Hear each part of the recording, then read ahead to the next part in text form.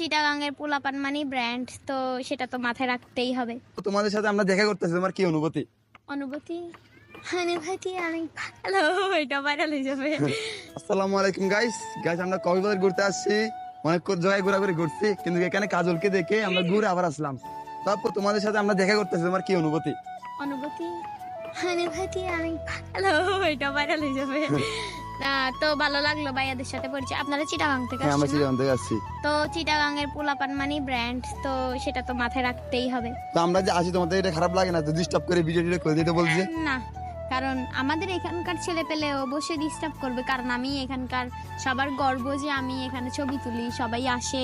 তারা তো আমার এখানে আর হয়রানি হতে আসে না, তারা তো এনজয় করতে আসে।